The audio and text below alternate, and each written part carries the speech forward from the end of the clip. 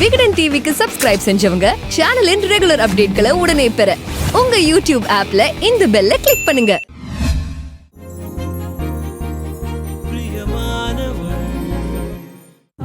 ஏதோ மாமா வசதியா இருக்கிறதால இந்த சூழ்நிலையை சமாளிக்க முடிஞ்சது. அவரும் இல்ல என்னடா பண்ணிருப்போம்? சொல்லுங்கடா, சொல்லுங்க, என்ன பண்ணிருப்போம்? டேய், இப்போ உனக்கு பிரச்சனை அந்த வீடு சொத்து அதானே?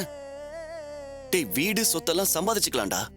ஆனா அப்பா அம்மா போயிட்டா அப்புறம் அம்மானால முடியாது, ஆத்தானால முடியாது. டேய், என்னால திரும்ப திரும்ப அதையே பேச முடியாதுடா. ஆனா நான் ஒண்ணு சொல்றேன், நல்லா கேட்டுக்குங்கடா. இன்னும் கொஞ்ச நாள் திரும்ப சென்னைக்கு வந்துருவான். அவன் வந்ததுக்கு அப்புறம் நம்ம 4 பேரும் ஒத்துமையா இருக்கணும்னு நான் நினைக்கிறேன்டா. எல்லாத்துக்கும் காரணமான நம்ம அப்பா அம்மாவை எந்த காரணம் கொண்டும் சேர்த்துக்க கூடாதுன்னு சொல்றேன். பாருங்க, இதுக்கு சம்மதனா இருங்க. இல்ல அப்பா அம்மா தான் வேணும்னா தாராளமா கிளம்பி போங்க. இந்த நடராஜை மறந்துடுங்க. மாப்ள, என்னதான் கோவம் இருந்தாலும் இப்படியெல்லாம் சொல்ல வேணாம் மாப்ள. அண்ணன் தம்பிங்கன்னா ஒத்துமையா இருந்ததான் மரியாதை. இல்லைன்னா மற்றவங்களுக்கு அது இலக்காரமா போயிடும் மாப்ள. சம்பந்தி 2 பேரும் ஒரு பாவமும் அறியாதவங்க மாப்ள. ஏதோ சூழ்நிலையில அப்படி சொல்லிட்டாங்க. அதுக்காக வெட்டி விட்ட மாதிரி எல்லாம் பேசாதீங்க மாப்ள. ஏன் முடிவு ஒரே முடிவுதான். ஹே, அம்மா அப்பா வேணுமா இல்ல நான் வேணுமா? டேய், சரிடா, சரி விடுங்கடா. நான் அப்படி கூட சொல்லல. டேய், நாம 4 பேரும் ஒன்னா இருக்கணும்னு நினைக்கிறீங்களா? இல்ல அப்பா அம்மா கூட இருந்தா போதும் 4 பேரும் ஆளுக்கு ஒரு திசையில போலாம் நினைக்கிறீங்களா? ஐயோ, என்னடா என்னடா பாத்துக்கிட்டே நிக்கிறீங்க? ஏய், நான் சொல்றதுக்கு எதிர்கேள்வி கேட்காம ஒத்துக்கிறவங்க மட்டும் என் கூட இங்க இருக்கலாம். நான் சொல்றது பிடிக்காதவங்க போயிட்டே இருங்கடா. எதுவா இருந்தாலும் பேசி தீர்த்துக்கலாம் மாப்ள. வார்த்தையை விடாதீங்க.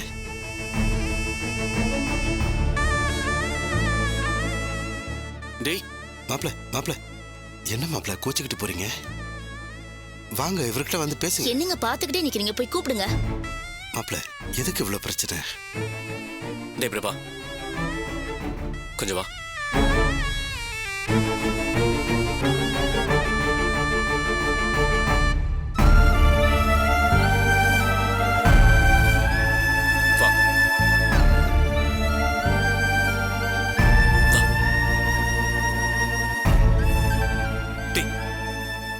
நான் ஏன் நம்ம அப்பா அம்மா மேல கோவமா இருக்கேன்னு உனக்கு தெரியணும். அதான உன் பிரச்சனை. டேய், ஆபரேஷனுக்கு அப்புறம் சரவணனுக்கு என்ன நடந்துச்சுன்னு உனக்கு தெரியுமா?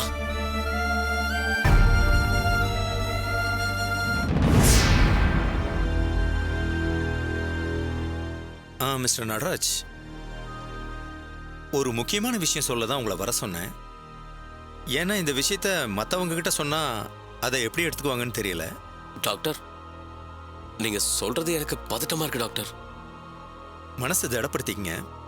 உங்க பிரதர் சரவணனுக்கு தண்டு வடத்துல ஆழமா ஒரு குண்டு பாஞ்சிருந்தது. உயிருக்கு ஆபத்து இல்லாம அதை எடுத்துட்டோம். துரதிருஷ்டவசமா ஒரு பாதிப்பை மட்டும் கியூர் பண்ண முடியல. அவர் கல்யாணம் ஆயிடுச்சா? ஆயிடுச்சு டாக்டர். குழந்தை இன்னும் இல்லை டாக்டர்.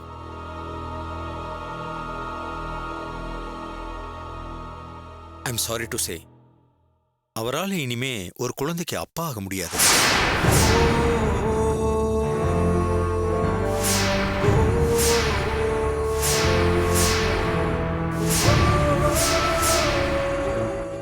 ஐ மீன், இனிமே அவரால் தாம்பத்திய வாழ்க்கையில ஈடுபட முடியாது.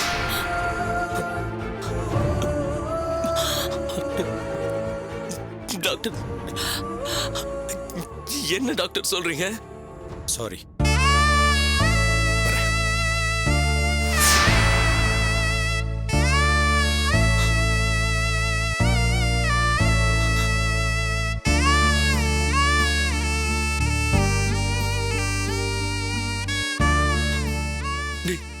என்னடா சொல்ற? இப்பதான் கொஞ்சம் சந்தோஷமா இருக்காங்க.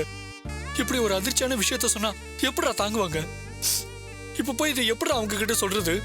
ஐயோ, நம்மளால இதை தாங்க முடியல. பூமிக்கு எப்படிடா தாங்குவா? இப்ப புரியுதா நான் ஏன் அப்பா அம்மா மேல இவ்வளவு கோவப்படுறேன்னு? இப்ப புரியுதாடா? எல்லாம் போச்சுடா, எல்லாம் போக்கடிச்சிட்டாங்கடா.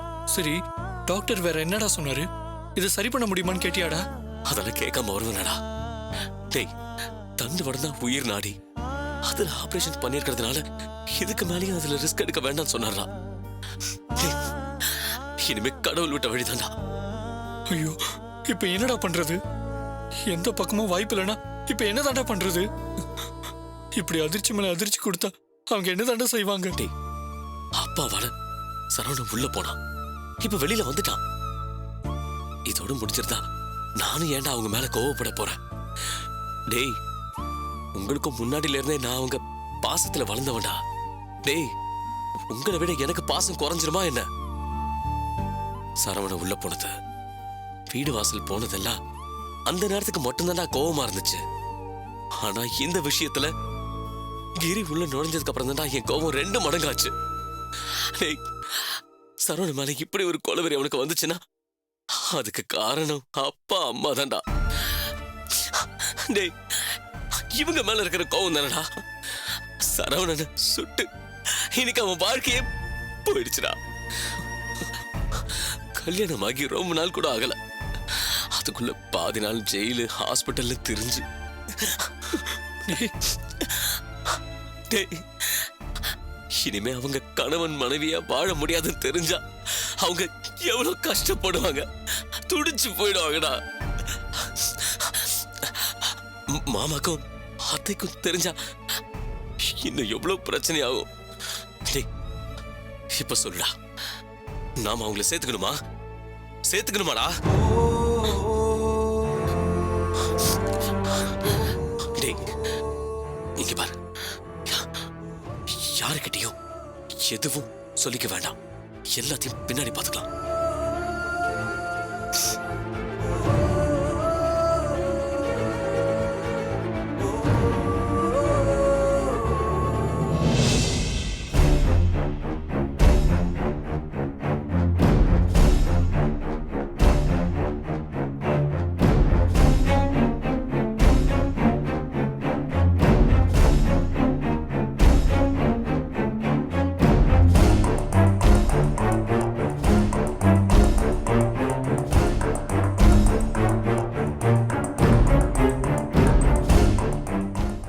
சரவணனை நிரபராதின்னு சொல்லிட்டாங்க. அப்ப யார் தான் என் புருஷனை கொண்டிருப்பாங்க? என்னத்த நீங்களும் சரவணன் இல்ல வேற யாருன்னு கேட்டுட்டு இருக்கீங்க? கொஞ்ச நேரத்துல மாப்பிளைக்கு குப்புன்னு வேர்த்திருச்சு பாருங்க. சரவணன் தான் மாமாவை கொலை பண்ணுது, அதுல எந்த சந்தேகமும் இல்ல. எப்படியோ தகுடு தத்தம் போட்டு கேஸ்ல அவங்க ஜெயிச்சிட்டாங்க. சரவணனை ரிலீஸ் பண்ணது செல்லாதுன்னு மேல் கோர்ட்ல அப்பீல் பண்ணணும். என்ன மாப்பிள்ள என்ன சொல்றது? அதெல்லாம் நாம பண்ண முடியாது. கேஸ் நடத்தினது அரசாங்க தரப்பு, அவங்க தான் பண்ண முடியும். அதுக்கு யார்கிட்ட போய் பேசணும்னு சொல்லுங்க மாப்பிள்ள, நான் போய் பேசுறேன். யோ, தேவையில்லாம பேசி எரிச்சல உண்டாக்காத. நானே என் புருஷன் சாவுக்கு ஒரு நீதி கிடைக்கலையேன்னு வெறுப்புல இருக்கேன். சரவணன் கழுத்தை பிடிச்சு தள்ளி விட்டானா, அதுக்கப்புறம் யாரோ போய் அவர் கழுத்துல மிதிச்சு கொன்னாங்களாம். அவன் போனதுக்கு அப்புறம் கழுத்துல போய் மிதிக்கிற அளவுக்கு யார் என் புருஷனுக்கு எதிரி இருக்காங்க? கொன்னது அவன் தான், வாய் பேசாதீங்க. 2 ஆம்பளைங்க இருக்கீங்கல்ல, போய் அவனை வெட்டிட்டு ஜெயிலுக்கு போங்க. கேஸ நான் நடத்திக்கிறேன். அம்மா, சும்மா உளறிட்டு இருக்காத. இப்ப சரவணன் குற்றவாளி இல்லைன்னு சொல்லிட்டாங்க. இனிமேதான் கேஸ வேற பக்கம் விசாரிச்சு உண்மையான குற்றவாளியை கண்டுபிடிப்பாங்க. இன்னைக்கே எல்லாமே நடந்துருமா? அவன் மாட்டாம எங்க போயிட போறான்? கொன்னவனை கண்டுபிடிக்கணும்னு கோர்ட்டே உத்தரவு போட்டாங்கல்ல, கொஞ்சம் பொறுமையா இருப்போமா. எப்படியும் உண்மை ஒரு நாள் வெளியே வந்துதானே தீரும், அப்ப பாத்துக்கலாம். இவங்க ஆளாளுக்கு இப்படி பேசுறத பார்த்து அடுத்த போலீஸ் என்னதான் நேரம் தேடி வரும் போல இருக்கே. போன்ல மிரட்டியும் அந்த டாக்டர் இப்படி பண்ணிட்டானே. ஐயோ கடவுளே, நான் மாட்டிக்கு தான் போறேனா?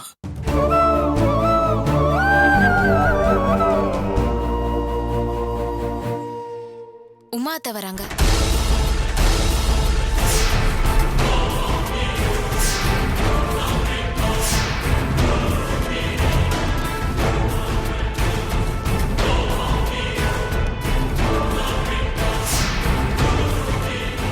வாங்க அத்தை.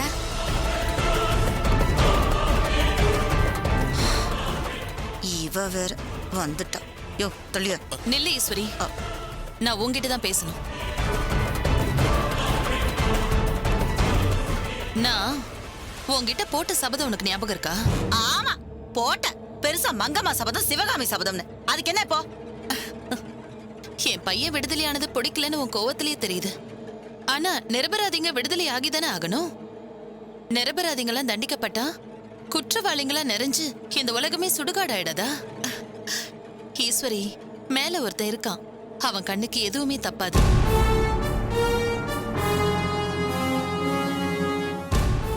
அதனாலதான் நான் போட்ட சபதத்துல இன்னைக்கு ஒரு விஷயத்த சாதிச்சிருக்கேன்.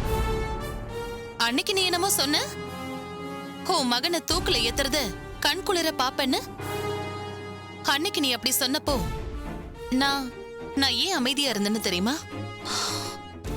என் ஐயா ஒன்னனை என் பையன் கொலை பண்ணிட்டான்னு நீ கோவத்துல இருந்த. எனக்கு அப்போ சரியா உண்மை தெரியல. ஆனா எப்ப என் மகன் கொலை பண்ணலன்னு தெரிஞ்சதோ அப்பவே நீ சொன்ன வார்த்தைக்காக உன்னை ஜெயிச்சு காட்டணும்னு நினைச்சேன். அதான் அன்னைக்கு வந்து நான் சவால் விட்டேன்.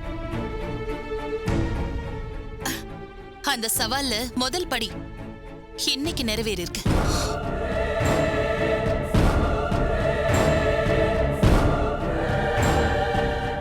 அதுக்காக ஐயா ஒன்ன சாவுக்கு நீதி கிடைக்க கூடாதுன்னு நான் சொல்லல. ஐயா ஒன்ன எங்க குடும்பத்து மேல வச்சிருந்த அன்புக்காக தான் நீ பண்றது எல்லாம் இவ்வளவு நாளும் நான் பொறுத்துட்டு இருந்தேன். இல்லனா நீ என்ன அத்தனை தடவை அவமானப்படுத்தினியே. எதிர்த்து பேச எனக்கு என்ன வாய் இல்லையா? இல்ல என்கிட்ட பதில் இல்லையா? சரவணனை காப்பாத்த மத்த பசங்க முயற்சி பண்றாங்கன்னு தெரிஞ்சும் எவ்வளவு அகங்காரமா நீ நடந்துகிட்ட. அவ்வளவையே ரத்னம் உன் சொந்த குழந்தைனாரு. எத்தனை தடவை அவனை அவமானப்படுத்திருக்க.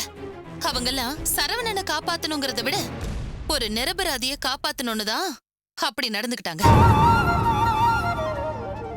அதுக்காக இப்ப சரவணன் ரிலீஸ் ஆயிட்டான்னு இந்த கொலை கேஸ விட்டுடல. என்னோட பசங்களும் சரி, ரத்னமும் சரி, ஐயா ஒன்னனை கொன்னது யாருன்னு கண்டுபிடிச்சு தண்டனை வாங்கி கொடுத்தே தீருவோன்னு உறுதியா இருக்காங்க.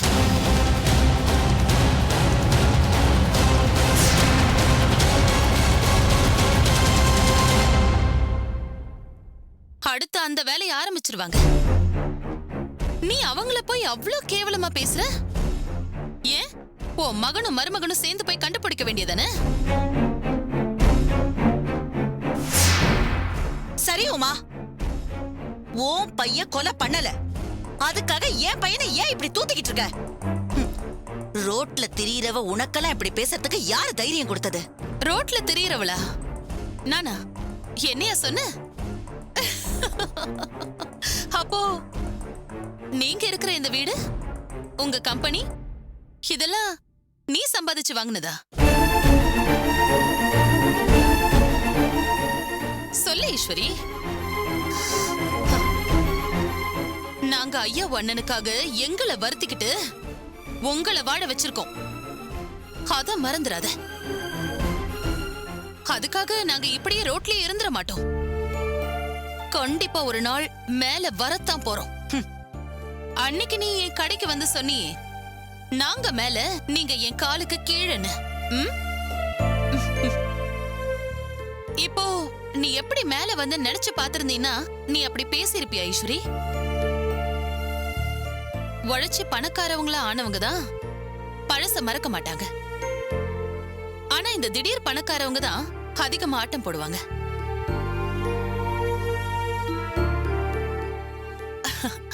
சரி ஈஸ்வரி, நான் உன்னை கடுப்பேத்துறதுக்காகலாம் இங்க வரல.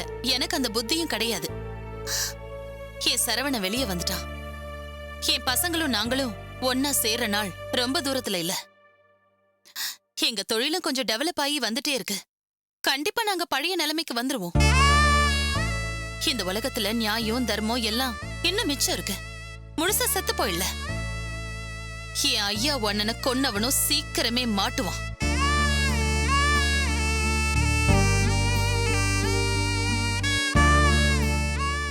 இப்ப கூட எங்க வேலையை தான் நாங்க பாத்துட்டு இருக்கோம்.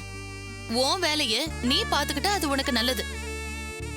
இல்ல எனக்கு எதிரா கச்ச கட்டிக்கிட்டு தான் நிப்பேன்னா நான் ரெடி. பாத்துருவோம் நீயா நானானு. வரேன்.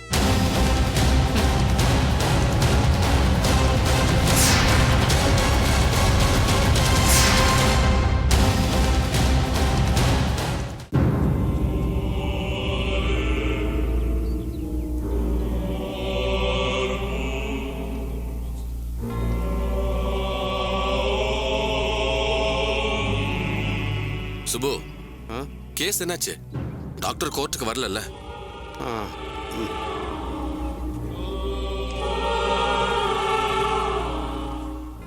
கண்ணா சொல்லு கண்ணா, கோர்ட்ல என்னாச்சு?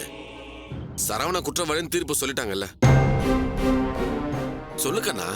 ஆமா, குற்றவாளின்னு தீர்ப்பு சொல்லி நாளைக்கு அவனை தூக்கல போட போறாங்க. அந்த டாக்டர் கோர்ட்டுக்கு வந்துட்டாராம். வந்து சாட்சி சொல்லி சரவணையும் விடுதலை பண்ணிட்டாங்க. நீங்க மிரட்டியும் அந்த டாக்டர் கோர்ட்டுக்கு வந்துட்டானா? நான் சொன்னதை செஞ்சீங்களா இல்லையா? சொன்ன மாதிரி தான் செஞ்சோம். நாய் தலையை பார்த்து அந்தாலும் அரண்டுருவான்னு நினைச்சோம். ஆனா எப்படி கோர்ட்டுக்கு வந்தான்னு தான் இன்னும் பிடிபட மாட்டேங்குது. அவனுக்கு பயம் இல்லையா இல்ல வேற யாராவது அவனுக்கு சப்போர்ட் இருக்காங்களான்னு தெரியல. கண்ணா நீ கோச்சுக்காத. கோவப்படாம என்ன சந்தோஷத்துல குதிக்க சொல்றியா? அந்த டாக்டர் கோர்ட்ல பார்த்ததுமே எல்லாமே போச்சு நினைச்சேன். ஆனாலும் பயத்துல மாத்தி சொல்லுவான்னு கொஞ்சமாவது நம்பிக்கை இருந்துச்சு. கடைசியில சரவணனுக்கு சப்போர்ட்டா சொல்லி அந்த டாக்டர் என் தலையில தீய வச்சுட்டாயா? அந்த உமா கோர்ட்ல இருந்து நேரா வீட்டுக்கு வந்து சபதம் போட்ட மாதிரியே சரவணனை மீட்டுட்டோன்னு பீத்திட்டு போறாயா அவ? அடுத்தது உண்மையான குற்றவாளியை கண்டுபிடிச்சு தண்டனை வேற வாங்கி கொடுப்பாங்களா? உமா எல்லாம் புள்ள பூச்சி மாதிரியா? அவெல்லாம் எங்க வீட்டுக்கு வந்து சபதம் போடுற மாதிரி ஆயிடுச்சு. நடக்கிறதெல்லாம் பார்த்தா உமா சொல்ற மாதிரி நடந்துருமோன்னு பயமா இருக்கியா? வீட்டுக்கு போகவே பயமா இருக்கு. அடுத்தது இந்த கேஸ்ல நான் மட்டும்தான் என் சித்தப்பா கணக்கு தெரியுவேன். என்னைய போட்டுதான் நோண்டி நொங்கலுக்கு போறான். போச்சு, எல்லாமே போச்சு. இப்ப வீட்டுக்கு போனாலும் வீட்டு வாசல்ல போலீஸ் நின்னா ஆச்சரியப்படுறதுக்கு இல்ல. ஐயோ அண்ணா, டாக்டர் வந்து சொன்னதாலதான் இப்படி நடந்துச்சு.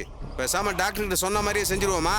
அவர் பேத்திய இத வேற ஏன் பண்ணிக்கிட்டு இருக்கிற பிரச்சனை போதாதா? திரும்ப திரும்ப வம்பள மாட்டிட்டு சுத்திக்கிட்டு இருக்கணுமா? ஏற்கனவே என் அப்பனை கொண்டுட்டு என்ன பண்றதுனே தெரியாம முடிச்சுக்கிட்டு இருக்கேன். இதுல அடுத்ததுக்கு வேற அடிபட்டுக்கிட்டு இருக்கியா? உன்னெல்லாம் கண்ணா, அந்த டாக்டர் மிரட்டுறதுக்கெல்லாம் பணியர் ஆளு இல்லைன்னு நல்லாவே தெரிஞ்சு போச்சு. அதுவும் இல்லாம அந்த ஆளு சாட்சி சொல்லி சரவணனை விடுதலையும் பண்ணிட்டாங்க. இனிமே ஏன் திரும்ப திரும்ப அவங்கிட்டயே போயிட்டு அவனை இதோட விட்டுருவோம். ஏதாச்சும் பண்ணோம்னா அது தேவையில்லாம நமக்கு தான் ரிஸ்க். பிரயோஜனமே இல்லாம ரிஸ்கையே எடுக்கணும். ராம், இப்ப போலீஸ் என்ன டார்ச்சர் பண்ணா கூட நான் அப்படி இப்படின்னு மாத்தி பேசி அவங்க கிட்ட தப்பிக்கிறதுக்கு வாய்ப்பு இருக்கு. வீடியோ வச்சு மிரட்டுறவங்க கிட்ட நான் என்ன மாத்தி பேசி எப்படி தப்பிக்க முடியும்? என்ன பண்ண சொல்றேன்? அதுக்கு முதல்ல பதில் சொல்ல. அதான் நந்தினி கிட்ட பணத்தை ரெடி பண்ண சொல்லிட்டேன்ல, அவகிட்ட பணத்தை வாங்கி கொண்டு போய் கொடுத்துரு. அதுக்கப்புறம் நடக்கிறத பாத்துக்கலாம். பணத்தை கொடுத்துட்டா அவன் என்ன விட்டுருவான்னு நினைக்கிறியா? அவன் கையில் அந்த வீடியோ இருக்கிற வரைக்கும் திரும்ப திரும்ப பணம் கேட்டு என்ன தொலை பண்ணிட்டே தான் இருப்பான். ஒண்ணு அவன் கிட்ட இருக்கிற அந்த வீடியோவை இல்லாம பண்ணணும், இல்ல அவனையே இல்லாம பண்ணணும். அவன் ஆள் எப்படி இருப்பான்னு தெரியாதுல்ல? நீ அவன் முகத்தை பார்த்ததில்ல? இல்ல, முகத்தை பாக்குற மாதிரி அவன் வரான். பைக்ல போர்வையை போத்துக்கிட்டு தொப்பி வேற வச்சுக்கிட்டு வரான். இந்த அடிக்கிற வெயில ரெயின் கோட் வேற. பணத்தை கொடுத்த வச்ச மாதிரி எடுத்துட்டு போய்கிட்டே இருக்கான். பைக்ல தானே வரான். ஒரே பைக்ல வந்தானா வேற வேற பைக்ல வந்தானா? 2 தடவை வந்தான், ஆனா வேற வேற பைக்ல வந்தான். அப்படின்னா வண்டி நம்பர் நோட் பண்ணிருக்கலாம்ல, அதை வச்சு அவனை ஈஸியா பிடிச்சிருக்கலாம்ல. நான் ஏதோ பதட்டத்தில் விட்டுட்டேன். நீ சொன்னதுக்கு அப்புறம் தான் எனக்கே அப்படி தோணுது. சரி விடு, இந்த தடவை கண்டிப்பா அவன் வண்டி நம்பர் நோட் பண்ணிடுறேன். நீ அவன் வண்டி நம்பர் மட்டும் நோட் பண்ணிட்டு வா, அவனை வச்சு செஞ்சிடலாம். முடிஞ்சா அவன் முகத்தை பார்க்க முயற்சி பண்ணு. அப்புறம் அவனுக்கு கொடுத்த எல்லா பணத்தையும் அந்த வீடியோவையும் எப்படி வாங்கணும்னு நான் சொல்றேன். இவனுங்க 2 பேரையும் வச்சு நான் சம்பாதிக்கலான்னு பிளான் போட்டா இவனுங்க 2 பேரும் வேற பிளான் போட பாக்குறானுங்களே. ஒன்னு ராம கைக்குள்ள போடணும், ஆனா பணத்தையே அவன் வீட்டுல தான் ரெடி பண்ணி கொடுக்குறாங்க. அப்ப அது நடக்காது. இவனுங்க அப்படி இப்படி பண்ணி ஜம்புவை பிடிச்சிட்டானுங்கன்னா ஜம்பு நம்மள போட்டு கொடுக்காம இருக்க மாட்டான். இதுல இருந்து எப்படி தப்பிக்கிறது? யோ, என்னைய பராக பார்த்து நிக்கிற? நிறைய வேலை இருக்கு, வா போலாம். சரி ராம், போயிட்டு வரேன்.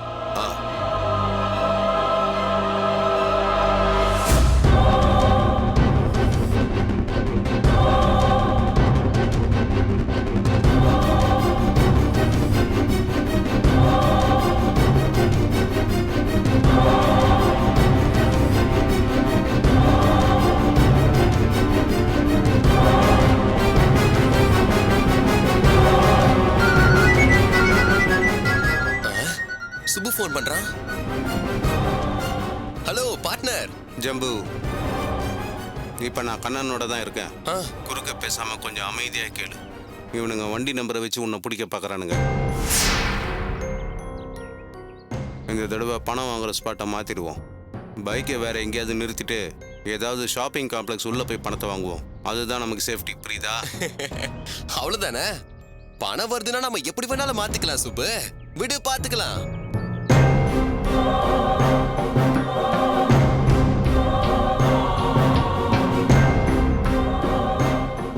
சரி ஃபோனை வை, கண்ணன் பார்க்குறான்.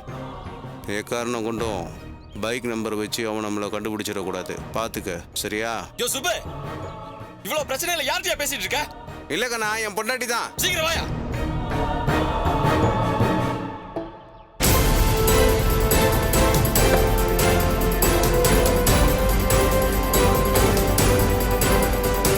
சீக்கிரம் ஏறு. இதை வந்துட்டப்பா, ஏன் சும்மா மூஞ்சி காட்டின்னு இருக்கிற? ஓ,